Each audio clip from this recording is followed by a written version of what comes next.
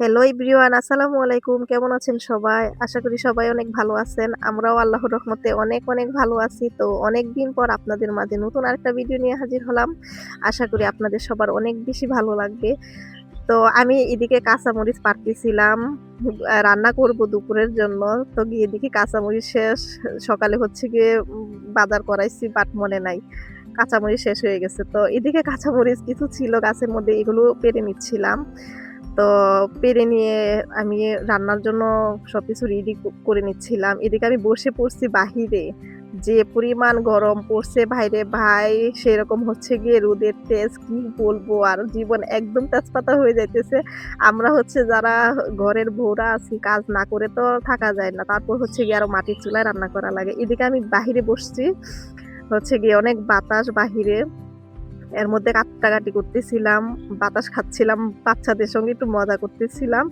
আর এদিকে সবকিছু কেটে নিব, যা হচ্ছে গিয়ে দুপুরে রান্না করব। এখানে হচ্ছে করলা কেটে নিচ্ছিলাম, তারপর ঢেঁড়স কাটলাম, পেঁয়াজ, রসুন মানে এভরিথিং যা কিছু লাগে সবকিছু কেটে একদম রান্নাঘরে চলে আসছি রান্না করার জন্য। মানে সবকিছু তো দেখানো সম্ভব না, একটু আপনাদের মাঝে শেয়ার করি। তো এদিকে আমি আজকে দুপুরের জন্য রান্না করব হচ্ছে গিয়ে মুরগির মাংস, ঢেঁড়স ভাজি আর হচ্ছে করলা ভাজি। একদম সিম্পলের মধ্যে রান্না করব, শর্টকাট। যেহেতু মাটির চুলায় রান্না করা লাগে, অনেক পরিশ্রম ভাই। এর মধ্যে হচ্ছে গিয়ে প্রচুর গরম। কি বলবো, কিছু বলার নাই আসলে গরম নিয়ে। এদিকে এক চুলার মধ্যে ভাত বসাই দিছি, অন্য চুলার মধ্যে মুরগির গোশত রান্না করে নিব। তো এখানে কড়াইয়ের মধ্যে পরিমাণ মতো তেল দিয়ে দিচ্ছি। এর মধ্যে এলাচ, দারচিনি, তেজপাতা দিয়ে দিলাম। তারপর দিয়ে দিলাম পেঁয়াজ কুচি। তারপর দিলাম আদা রসুন বাটা, ফালি করা কয়েকটা কাঁচামরিচ। তো ভালো করে একটু নেড়ে-চেড়ে তারপর পরিমাণ মতো একটু পানি দিয়ে, তারপর দিলাম হলুদের গুঁড়া, মরিচের গুঁড়া, ধনিয়ার গুঁড়া, জিরার গুঁড়া দিয়ে ভালো করে একটু মসলাটা কষিয়ে নিব। মসলা তরকারির মধ্যে যত কষানো যায় ততটা স্বাদ বাড়ে তরকারি, যেকোনো তরকারি। তো আমি সবসময় চেষ্টা করি ভালো করে একটু মসলা কষিয়ে নেবার জন্য। তো এখানে মুরগির গোশত দিয়ে তারপর হচ্ছে গিয়ে আমি ঢাকনা দিয়ে ঢেকে দিচ্ছি।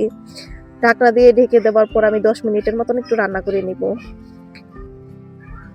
তো এদিকে আমি হচ্ছে গিয়ে মুরগির গোশতটা কষানো শেষ। ওইদিকে হচ্ছে আমার ভাত হচ্ছে গিয়ে বলক উঠে গেছে। পরিমাণ মতো পানি দিয়ে আবার ১৫ মিনিটের মতো আমি রান্না করে নিব মুরগির গোশতটা। আপনাদের সঙ্গে কথা বলতে এদিকে আমার ভাত হয়ে আসে। এখন আমি ভাতের মাড়টা গেলে নিব। তো এদিকে হচ্ছে গিয়ে অন্য কড়াইতে আমি আ করলা ভাজিটা করে নিব। ভাই কেউ কিন্তু আমার কড়াইয়ের দিকে নজর দিয়ে না, ঠিক আছে? এই কড়াইটার বয়স প্রায় ১৩ থেকে ১৫ বছরের মতো। আমার বিয়ের পর থেকে এই কড়াইতে আমি রান্না করতেছি। মানে আমার খুব ভাল লাগে। এটা ফালায় দিতে একদম ইচ্ছে হয় না। তো এর মধ্যে কড়াইয়ের মধ্যে আমি দিয়ে দিছি পরিমাণ মতো তেল, দিলাম আ কিছু রসুন কুচি, পেঁয়াজ কুচি, কাঁচামরিচ। তো এগুলো দিয়ে ভালো করে একটু নেড়ে-চেড়ে তারপর আমি করলা দিয়ে দিছি। তো করলার সাথে আমি কয়েকটা হচ্ছে আলু দিছিলাম। যেহেতু আমার এমনিতে আমি শুধু আছে না যে শুধু করলা ভাজি করে, মানে কোনো কিছু আলু-টালু দেয় না। তো ওইভাবে আমি আবার খেতে পারি না। আমার আলু হলে আমার ভালো হয়। এমনিতেও আমি করলা ভাজি খুবই পছন্দ করি। তো এদিকে আমার মুরগির গোশত রান্না করা শেষ।